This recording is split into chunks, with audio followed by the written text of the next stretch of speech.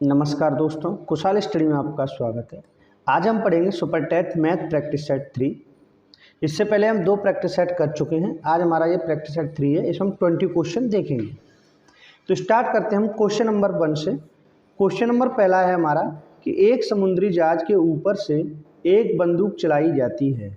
उसकी आवाज़ की अनगूंज एक चट्टान से 9.6 सेकंड बाद सुनी जाती है। उस ध्वनि की गति 1100 फीट प्रति सेकंड है। तदनुसार उस चट्टान की जहाज से दूरी कितनी है। ऑप्शन हमें ये दिए हुए हैं। तो देखिए इसे हम कैसे करेंगे। ये क्वेश्चन हमें इस तरीके से दिया हुआ है, जैसे मानो कि ये कोई चट्टान है,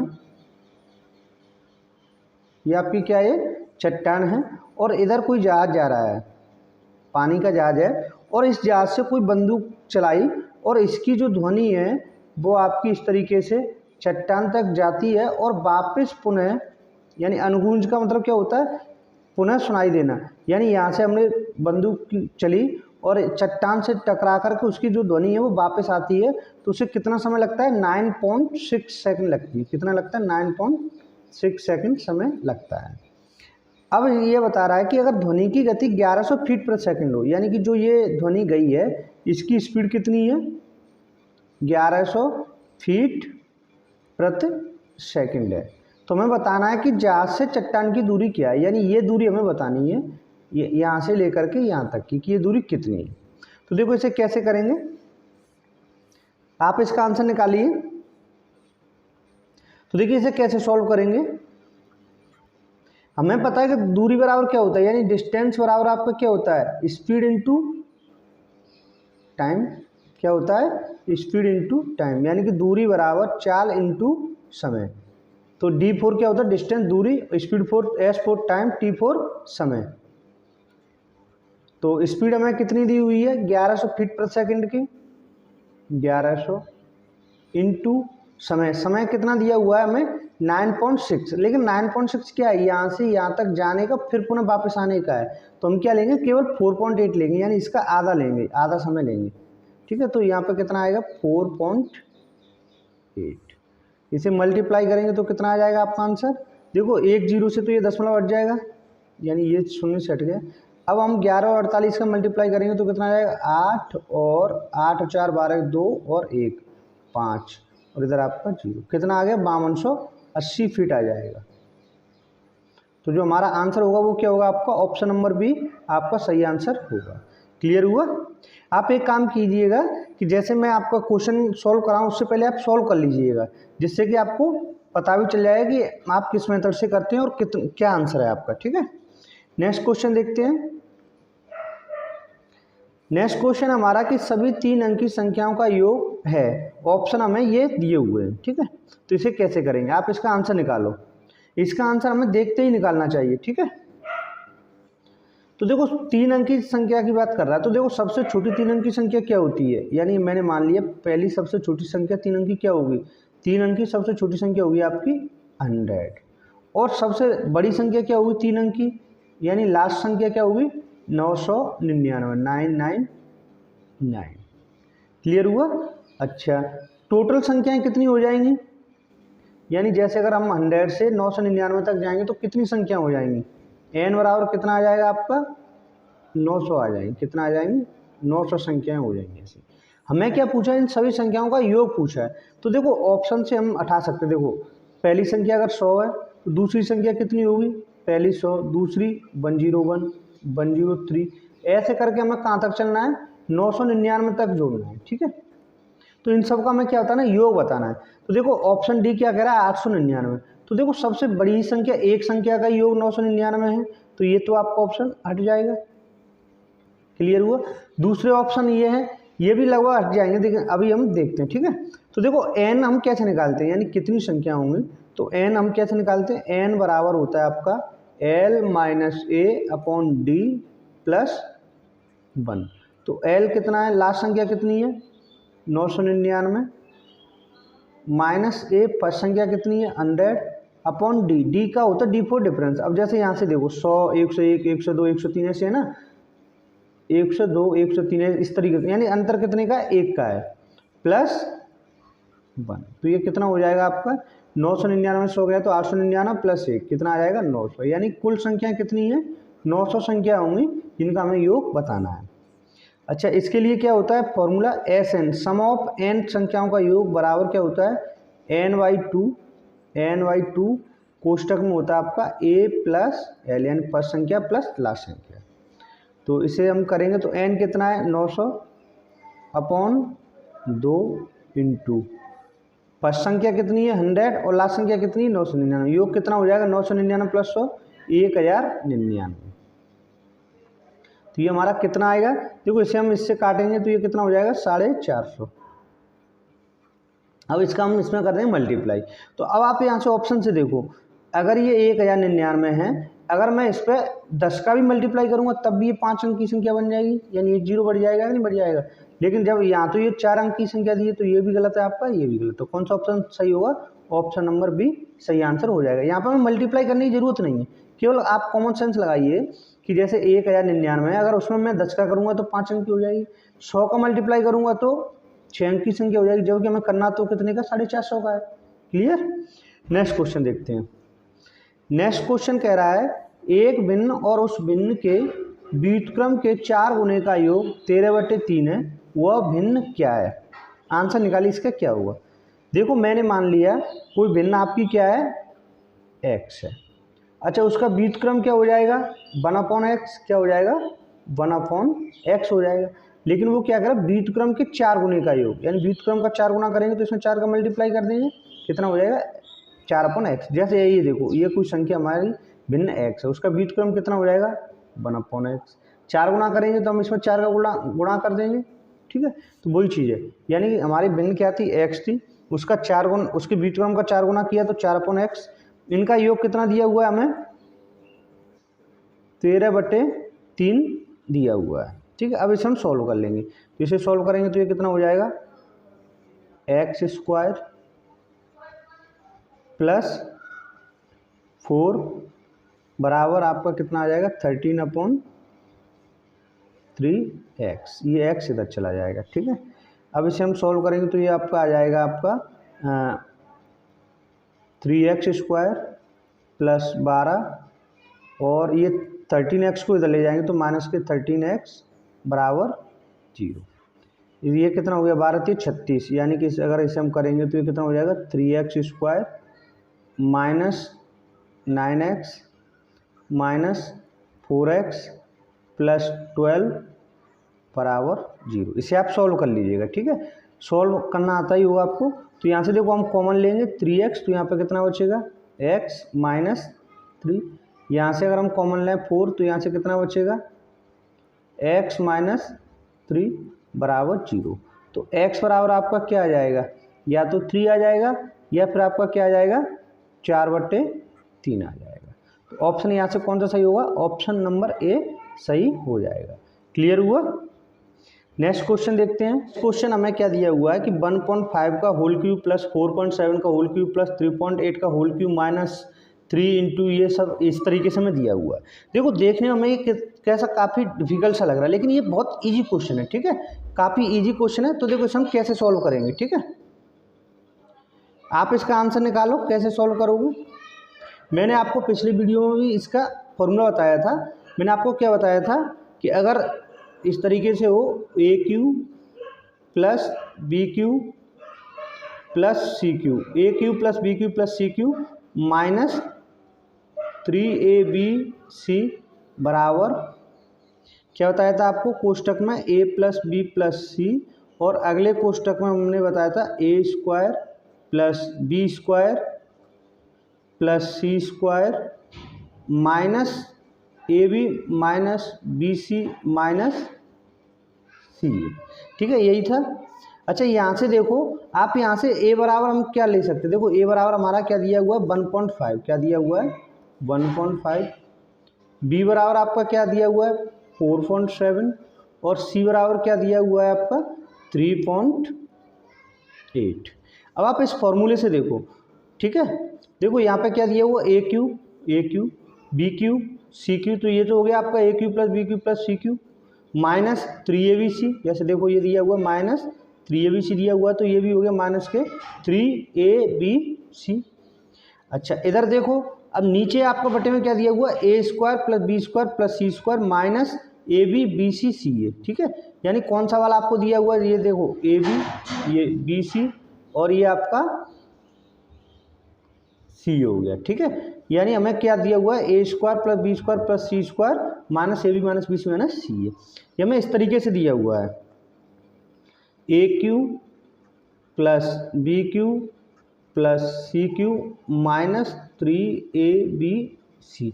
और उसने ये क्या है, ये वाला इसके नीचे दे दिया, ये वाला पार्ट, यानी उसने नीचे क्या दिया हुआ हमें, a plus b plus c, अगले कोष्टक में a square plus b square plus c square minus a b minus b c और माइनस के सी ए। तो इसके बराबर में क्या हो जाएगा आपका, इधर आपका क्या बचा, फिर इधर आपका बचा ए प्लस बी प्लस सी बचा, केवल क्या बचा, ए प्लस बी प्लस सी। तो हमें जो बताना है इतने का ही मान तो होता ना, तो इतने के बराबर क्या दिया हुआ हमें, ए प्लस बी प्लस सी। तो इसका जो मान होगा वो क्या होगा, ए प्लस बी प्लस सी से हम निकाल देंगे। तो ए प्लस बी प्लस सी यानी तीनों का योग कितना होगा वो हम जोड़ देंगे। तो देखो 4 और 1 5, 5 और 3 8, 8 तो ये हो गया, और इसे जोड़ेंगे 7 5 12, 12 8 20 की 0, यानी ए प्लस बी प्लस सी का मान कितना हो गया, 0 का 2 वहाँ से लाया 2, 8 और 2 10, यानी कितना आ गया 10। तो आंसर हमारा यहाँ से क्या हो जाएगा, ऑप्शन नंबर सी सही आंसर हो जाएगा। क्लियर हुआ। इस क्वेश्चन में कुछ नहीं करना था, केवल हमें फॉर्मूला अगर याद था तो हम देख के इसे हम कर सकते थे। जैसे हमें दिया था a cube plus b cube plus c cube minus 3ABC upon में उसने क्या कर दिया, हमें ये संख्या दे दी। तो इधर कौन सी संख्या बची, केवल इक्वल में आपकी ए प्लस बी प्लस सी बचा था। ठीक है, नेक्स्ट क्वेश्चन देखते हैं। नेक्स्ट क्वेश्चन कह रहा है कि 900 और 1000 के बीच आने वाली वो संख्या ज्ञात कीजिए जिससे 38 और 57 से विभाजित किए जाने पर प्रत्येक मामले में 23 शेष फल रहता है। तो देखो इसे कैसे सॉल्व करेंगे, आप इसका आंसर निकालो, ये भी इजी क्वेश्चन है। तो देखो इस प्रकार के क्वेश्चनों को करने के लिए हम क्या करेंगे, एलसीएम लेंगे। क्या लेंगे, एलसीएम ऑफ 38,57 और इसमें प्लस क्या कर देंगे 23 प्लस कर। ठीक है, तो एलसीएम क्या लेंगे, एलसीएम ऑफ 38,57 का एलसीएम लेंगे और प्लस 23 उसमें ऐड कर देंगे। तो हम एलसीएम देखो क्या आएगा, 38 और 57 का, 38 का क्या होता है 2 × 19 यानी 19 दूनी 38, और 57 के लिए हम क्या लेंगे, इसमें 3 का मल्टीप्लाई और कर लेंगे। ठीक है, तो एलसीएम इसका कितना हो जाएगा 19 × 6 यानी 114, कितना हो गया 114। अब इसमें हमें क्या कर लेंगे, एक्स और ले लेंगे इसके साथ में प्लस 23। देखो एक्स, हम एक्स का मान जैसे जैसे रखते जाएंगे वो हमें नेक्स्ट संख्या प्राप्त होती जाएगी। तो देखो सबसे जो छोटी संख्या होगी वो क्या होगी 114 प्लस 23, दूसरी संख्या क्या होगी 114 × 2 यानी 228 प्लस 23। लेकिन हमें बतानी क्या है, 900 से लेकर और 1000 के बीच में संख्या होनी चाहिए। तो अगर हम 114 में कितने का मल्टीप्लाई करें जो लगभग 900 के आसपास पहुंच जाए, तो हम इसमें देखो 11 8 88 यानी 8 का मल्टीप्लाई करेंगे, कितना करेंगे 8 का, यानी x की जगह हम क्या रखेंगे 8 रखेंगे, क्या रखेंगे 8। तो 114 × 8 प्लस 23, क्योंकि ये शेषफल रहता है इसलिए हमने इसे ऐड किया। तो कितना हो गया 8 32 की 2 3, 11 8 88, 88 और 3 91, 912 प्लस 23। तो ये आपका कितना हो जाएगा 912 प्लस 23 यानी 935 हो गया। तो जो हमारा आंसर होगा यहाँ से वो कौन सा हो जाएगा, ऑप्शन नंबर ए सही आंसर हो जाएगा। क्लियर। नेक्स्ट क्वेश्चन देखते हैं।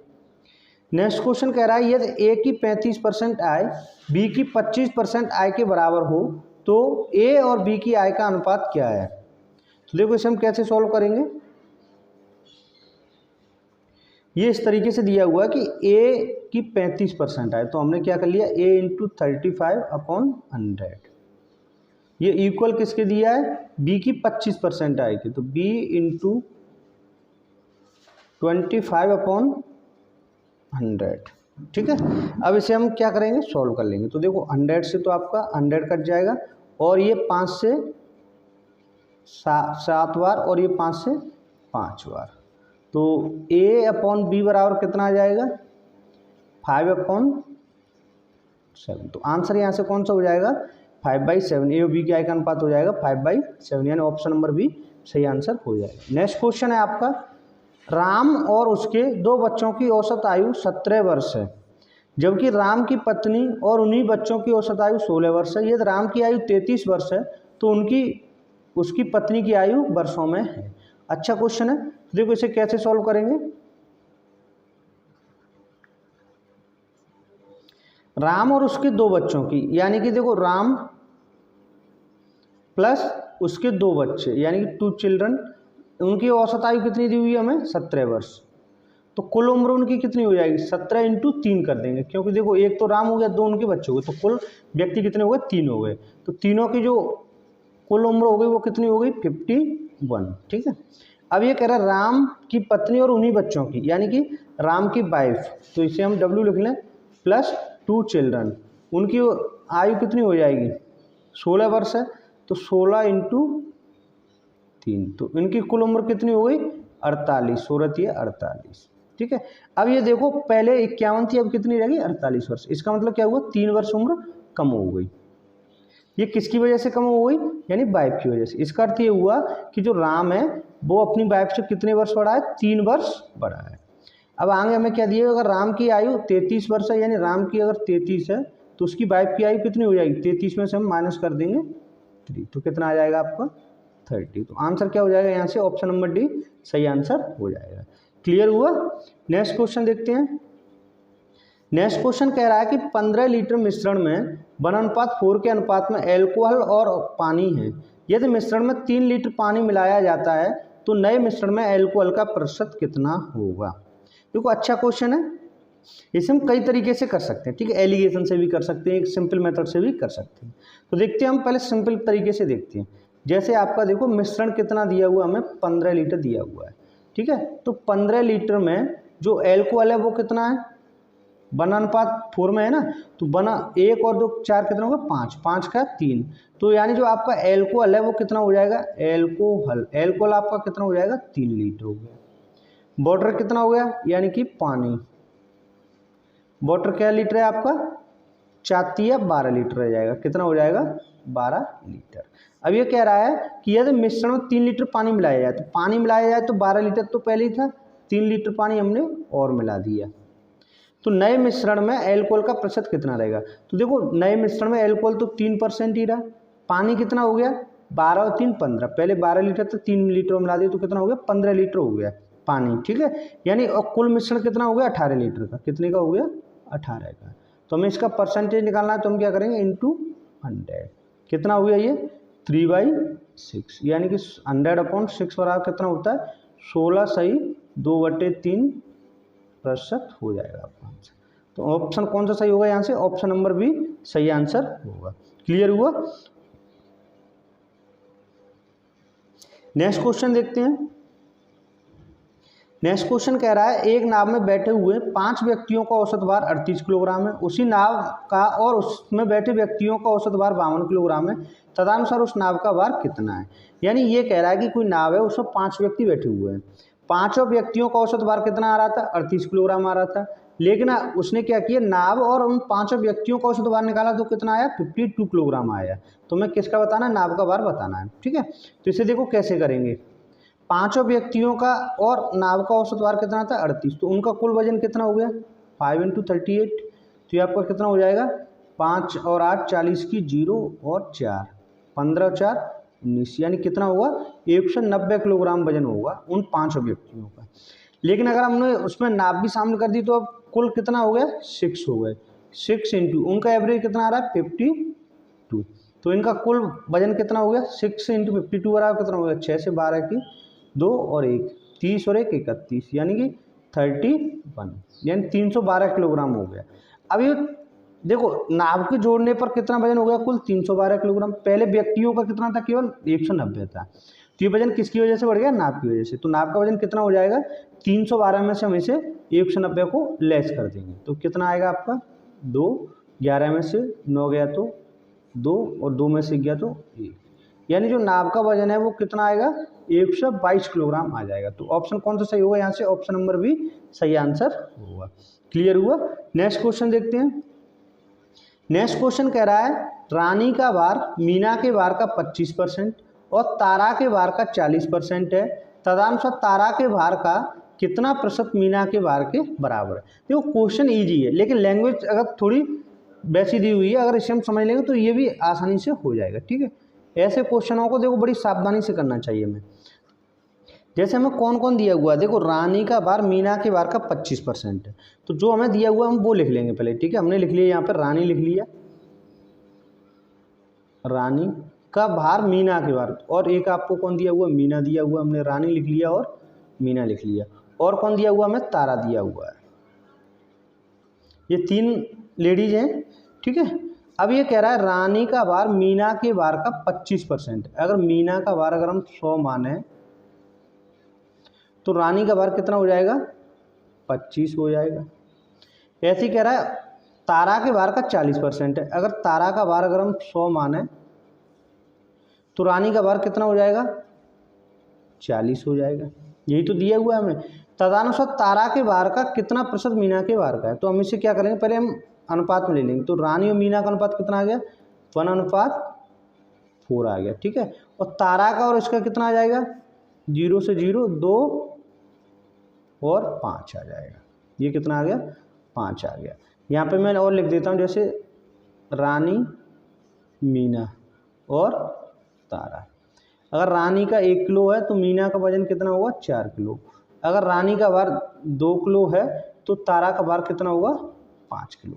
अब इस हम अनुपात को तीनों को 1 कर लेंगे। ठीक है, तो देखो अगर इससे 2 का 2 रहने दें, ठीक है, तो मीना का कितना हो जाएगा, मीना जब रानी का 1 किलो था तो मीना का कितना था, 4 था। अब रानी का हमने 2 किलो कर दिया तो मीना का कितना हो जाएगा, 8 आ जाएगा।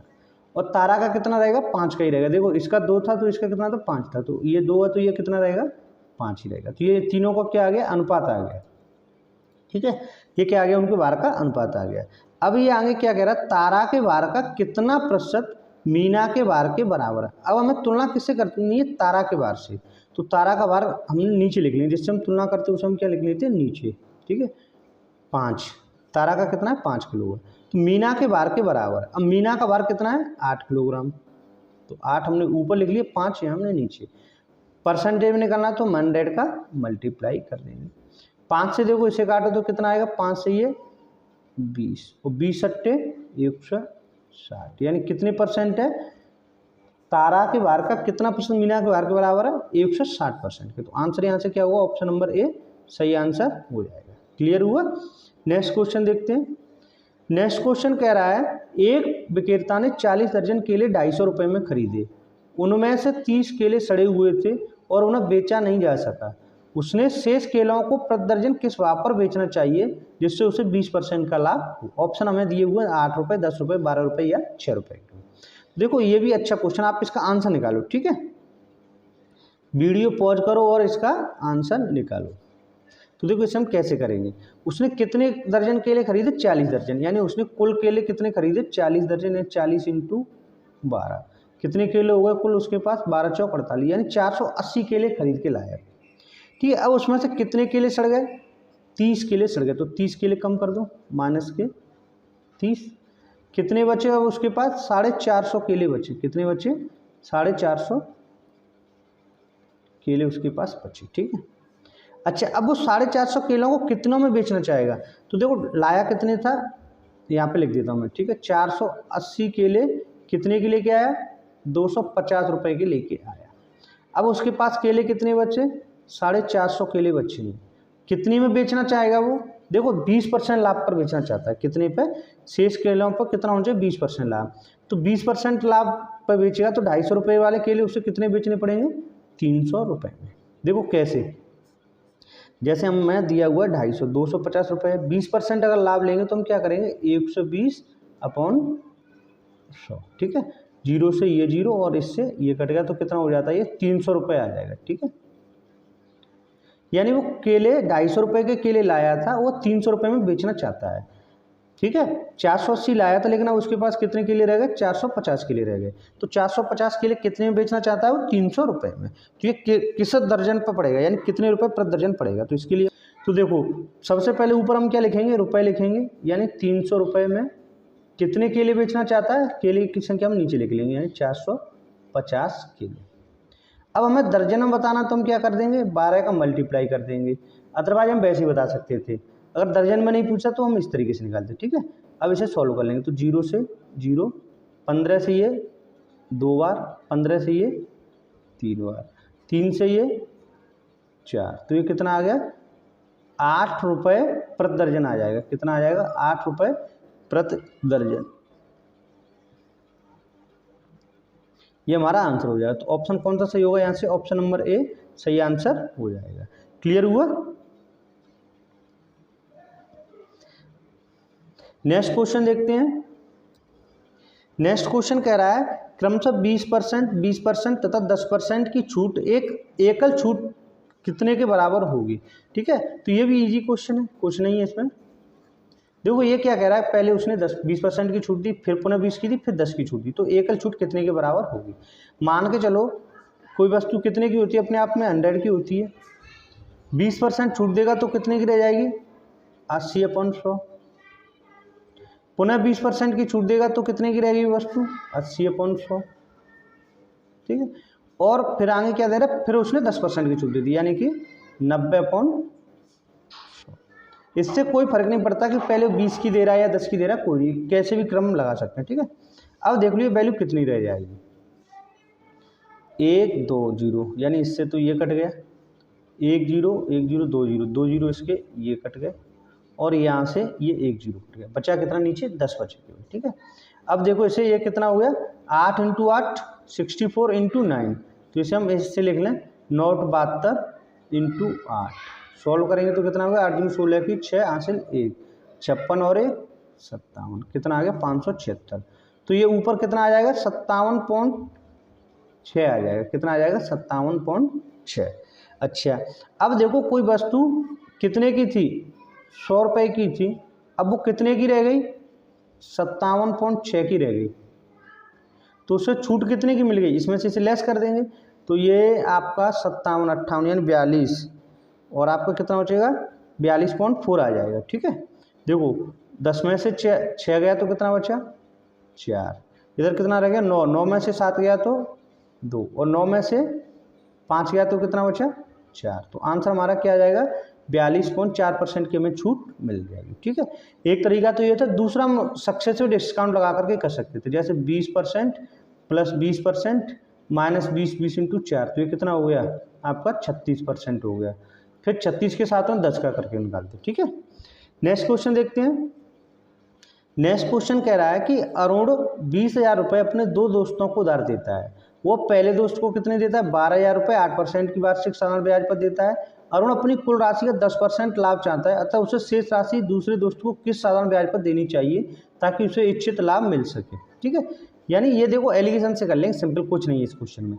पहले दोस्त को उसने कितने पर उधार दिया, 8% की दर पर दिया, दूसरे को हमने मान लिया कि उसने X% की दर पर उधार दे दिया, कुल ब्याज उसे क्या % मिल रहा है, वो हमने बीच में लिख लिया, यानी 10% मिल रहा है।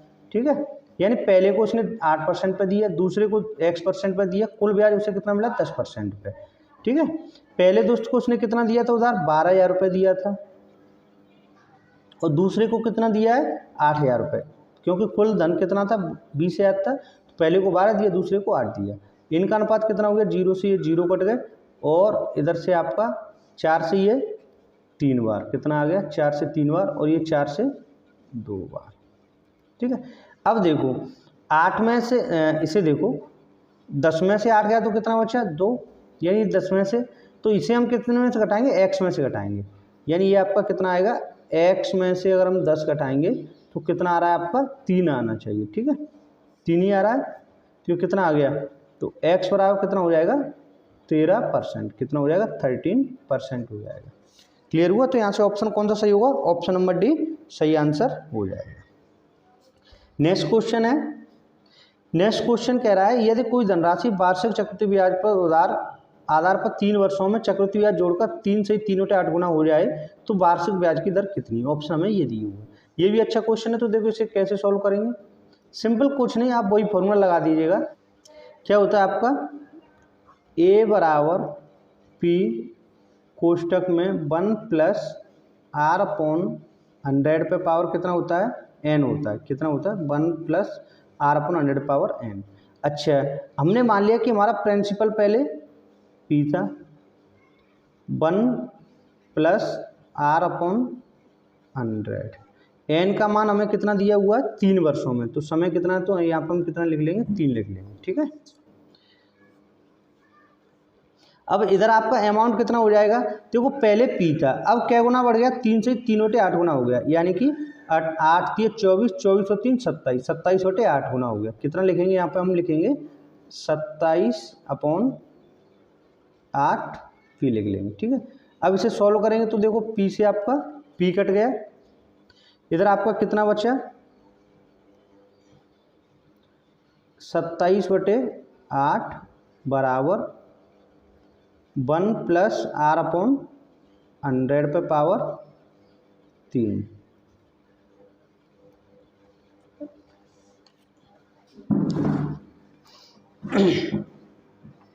अब देखो इधर क्या दिया हुआ है, q दिया हुआ है, इसे हम इससे हटाएंगे तो यहाँ पे q रूट निकालेंगे। क्या निकालेंगे, q रूट निकालेंगे तो आपका इधर कितना आएगा, 3 बटे 2 बराबर 1 plus r upon 100।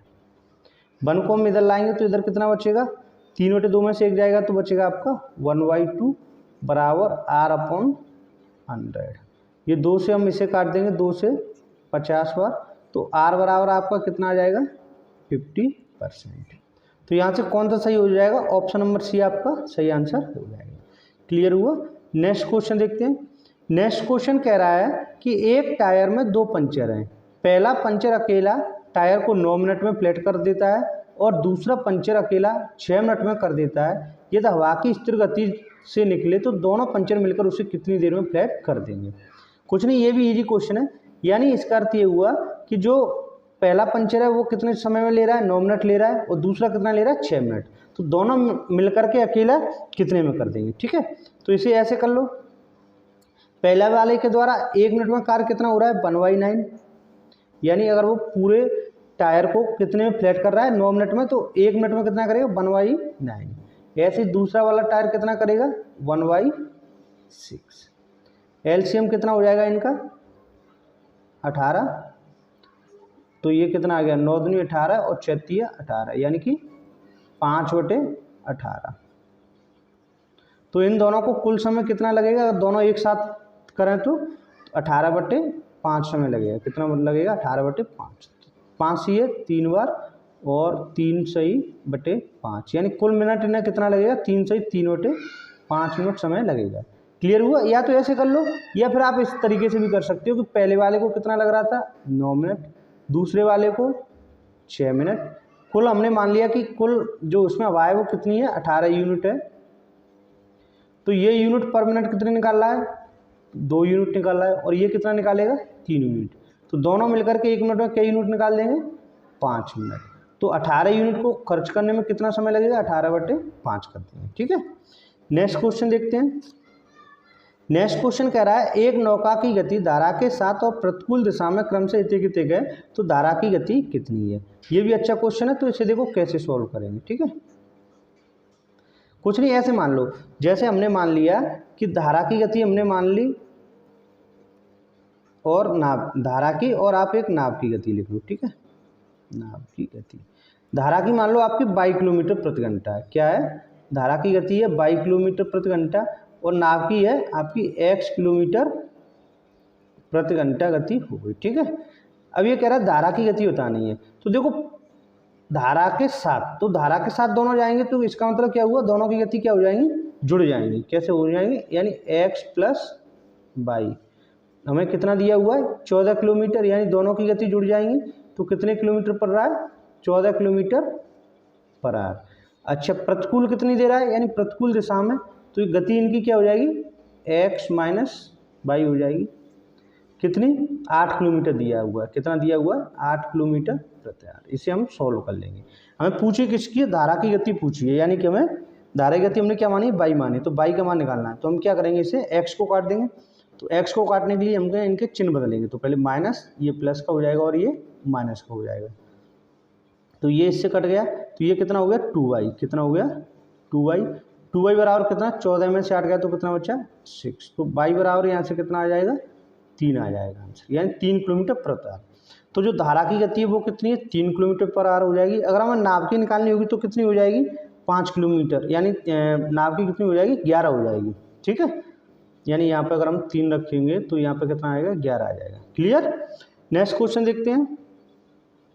Next question easy question है कि सम षटभुज यानी रेगुलर हेक्सागन का क्षेत्रफल क्या हुआ जिसकी भुजा ए है। तो देखो रेगुलर हेक्सा, ठीक है, देखिए ये क्या आपका रेगुलर हेक्सागन है, क्या आपका रेगुलर हेक्सागन, और इसका हमें क्षेत्रफल निकालना है। तो सिंपल कुछ नहीं करना होता, जैसे आपने पढ़ा है समबाहु त्रिभुज का क्षेत्रफल क्या होता है, √3/4 ए स्क्वायर होता है। किसका, समबाहु त्रिभुज का क्या होता है, जिसकी तीनों भुजाएं समान हो, उसे ही तो हम बोलते हैं समबाहु त्रिभुज यानी इक्विलेटरल ट्रायंगल ए और ए। इसका क्षेत्रफल क्या होता है √3/4 ए स्क्वायर। ऐसे ही जो रेगुलर हेक्सागन होता है उसके अंदर ये कितने समबाहु त्रिभुज बनते हैं, ऐसे 6 समबाहु त्रिभुज बन जाते हैं। जैसे देखो 1 2 3 4 5 6। तो रेगुलर हेक्सागन में हमें कुछ नहीं करना होता, सिंपल हम इसमें क्या करते हैं 6 का गुणा कर देते हैं, ठीक है। यानी कितने रेगुलर हेक्सागन के समबाहु त्रिभुज बनेंगे 6 बनेंगे, तो हम इसमें 6 का मल्टीप्लाई करते हैं, तो यही हमारा आंसर हो जाएगा। तो इसमें कौन सा ऑप्शन सही होगा, ऑप्शन नंबर ए सही आंसर हो जाएगा, यानी √3/4 ए स्क्वायर इंटू 6। क्लियर हुआ। नेक्स्ट क्वेश्चन देखते हैं। नेक्स्ट क्वेश्चन कह रहा है कि एक घनाभ जिसकी भुजाएं 5 सेंटीमीटर 10 सेंटीमीटर तथा 20 सेंटीमीटर को पिघलाकर एक नया घन बनाया जाता है। घनाभ और घन के पृष्ठीय क्षेत्रफल का अनुपात क्या होगा। तो देखो पहले हम क्या करेंगे, घन की भुजा निकालेंगे। तो घन की भुजा निकालने के लिए हमें क्या करना होगा, जो घनाभ का आयतन होगा वो किसका आयतन होगा, घन का आयतन होगा, यानी कि घनाभ का आयतन, घनाभ का आयतन बराबर घन का आयतन। अब देखो घनाभ का आयतन क्या है 5 × 10 × आपका 20, और घन का आयतन क्या होता है a³, क्या होता है a³। इसे हम सॉल्व करेंगे तो कितना है 20 × 200, 200 × 5 1000, कितना होता है 1000 बराबर a³। तो a बराबर यहाँ से कितना आ जाएगा 10 सेंटीमीटर आ जाएगा, कितना आ जाएगा 10 सेंटीमीटर। क्लियर हुआ। अब हमें इनका क्या बताना है, घनाभ और घन के पृष्ठीय क्षेत्रफल का अनुपात बताना है, ठीक है। तो नया पेज ले लेते हैं, उस पर करते हैं। तो देखो घनाभ का आयतन क्या होता है, नहीं घनाभ का पृष्ठ क्षेत्रफल क्या होता है 2 कोष्टक में LV + BH + HL, और जो आपका घन होता है उसका पृष्ठीय क्षेत्रफल क्या होता है 6a स्क्वायर, क्या होता है 6a स्क्वायर, ठीक है। इसे करेंगे तो ये कितना हो जाएगा 2 कोष्टक में, इधर क्या कितने भुजा हमें दी थी, एक हमें दिया था 5, एक हमें दी थी 10 और एक दी थी हमें 20। तो यहाँ पर कैसे भी कर लो, तो देखो 5 × 10 50 हो गया, प्लस 10 × 20 200, प्लस H × L यानी 20 × 5 कितना हो गया 100। तो ये तो किसका हो गया, घनाभ का पृष्ठीय क्षेत्रफल हो गया। अनुपात हमें किसका बताना है, इसका। तो 6 × a का मान कितना निकल आता है, यानी कि जो घन की भुजा थी वो कितनी थी 10, तो 6 × 100, इसका मान कितना हो जाएगा 200, 300, 350, 350 × 2 700 हो जाएगा, कितना हो जाएगा 700। अनुपात इसका कितना हो गया 600। तो इनका जो रेशियो आएगा वो कितना आएगा, ये कट गया, तो रेशियो इनका हो जाएगा 7:6 हो जाएगा, कितना हो जाएगा 7:6। तो ऑप्शन कौन सा सही होगा यहाँ से, ऑप्शन नंबर आपका बी सही हो जाएगा। क्लियर हुआ। अब देखते हैं नेक्स्ट क्वेश्चन। नेक्स्ट क्वेश्चन कह रहा है यदि 2 sin² θ - 3 sin θ + 1 = 0, तो थीटा एक घन न्यून कोण हो तो थीटा का मान क्या है। ये भी देखो सिंपल है, कुछ नहीं, इसमें मैं क्या करेंगे इस इक्वेशन को सॉल्व करेंगे, ठीक है। इक्वेशन दी है 2 sin² θ - 3 sin θ + 1, तो देखो 2 × 1 यानी 2, यानी इसे हम कितने में कर लेंगे वैज्ञानिक, इसे हम इस तरीके से लिख सकते हैं -3 sin θ को ऐसे लिख लें -2 sin θ - sin θ। तो देखो 2 और 1 3 ही हो गए, प्लस 1 बराबर 0। अब यहाँ से हम क्या करेंगे 2 sin θ को कॉमन ले लेते हैं, क्या करते हैं 2 sin θ हमने कॉमन ले लिया, तो यहाँ पे क्या बचा, साइन थीटा -1। इधर से हम क्या कॉमन लें, दोनों में से 1 ले लें, क्या ले लें 1, -1 कॉमन ले लिया, तो यहाँ पे क्या बचेगा साइन थीटा -1 बराबर 0। तो अब इसमें से हम क्या करेंगे, साइन थीटा -1 को हम कॉमन ले लेंगे, तो यहाँ पे क्या बचेगा 2 साइन थीटा -1 बराबर आपका 0। तो साइन थीटा बराबर आपका क्या क्या मान आ जाएगा, साइन थीटा बराबर आ गया आपका 1 आ गया, और दूसरा कितना आ जाएगा 1/2। ठीक है, तो 1 किसकी वैल्यू होती है, साइन में कितने की वैल्यू होती है, थीटा बराबर जब 90 हो तो 1 का मान आ जाएगा। ठीक है, और अगर आपका थीटा बराबर 30 हो तो कितना आ जाएगा 1/2, यानी 1/2 के लिए तो आपका 30 डिग्री और 1 के लिए आपका 90 डिग्री का मान होगा। तो ऑप्शन कौन सा सही हो जाएगा, यहाँ से ऑप्शन नंबर ए सही आंसर हो जाएगा। क्लियर हुआ। नेक्स्ट क्वेश्चन देखते हैं। नेक्स्ट क्वेश्चन है हमारा ये 68.5 प्लस 4.16 का होल स्क्वायर प्लस ये इस तरीके से हमें दिया हुआ है। तो देखो ये भी इजी क्वेश्चन है, इसे देखो कैसे सॉल्व करेंगे। ठीक है, आंसर निकालो आप इसका कितना निकलेगा। देखो ये हमें इस तरीके से दिया हुआ है, जैसे मैंने मान लिया कि 68.5 ये अगर आपका ए है और ये बी है, तो ये ए प्लस बी का होल स्क्वायर हो गया, प्लस ये ए माइनस बी का होल स्क्वायर अपॉन ए स्क्वायर प्लस बी स्क्वायर, इस तरीके से ये, यानी ये फॉर्मूला दिया हुआ है हमें कि ए प्लस बी का होल स्क्वायर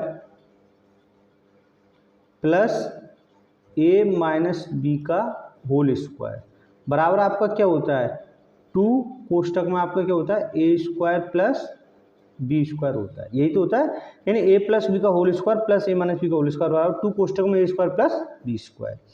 अब ये हमें जो दिया हुआ है क्वेश्चन वो किस फॉर्मेट में दिया हुआ है, इस तरीके से दिया हुआ है कि ए प्लस बी का होल स्क्वायर प्लस ए माइनस बी का होल स्क्वायर अपॉन में ये वाली वैल्यू हमें इधर दी हुई है, यानी ए स्क्वायर प्लस बी स्क्वायर बराबर हमें कितना होगा आपका 2 रह जाएगा। ठीक है, तो यहाँ से सिंपल हमें यही देखो ए प्लस बी का होल स्क्वायर प्लस ए माइनस बी का होल स्क्वायर। ठीक है, ये ऊपर वाली, नीचे क्या दिया हुआ ए स्क्वायर प्लस बी स्क्वायर, तो ए स्क्वायर प्लस बी स्क्वायर, तो बराबर हमारा कितना आएगा 2 आ जाएगा। कितना आ जाएगा 2। तो सिंपली यहाँ से आपका ऑप्शन कौन सा सही होगा, ऑप्शन नंबर बी सही हो जाएगा। कुछ नहीं, अगर ये आपको फॉर्मूला बताए तो आप इसे देखते ही कर सकते हो, उसमें कुछ हमें सॉल्व नहीं करना था। ठीक है, ये था हमारा आज का प्रैक्टिस सेट 3। आपको ये वीडियो कैसा लगा कमेंट बॉक्स में जरूर बताइए। अगर आपका कुछ सुझाव है तो उसे कमेंट बॉक्स में छोड़िएगा। नेक्स्ट वीडियो में हम देखेंगे प्रैक्टिस सेट 4।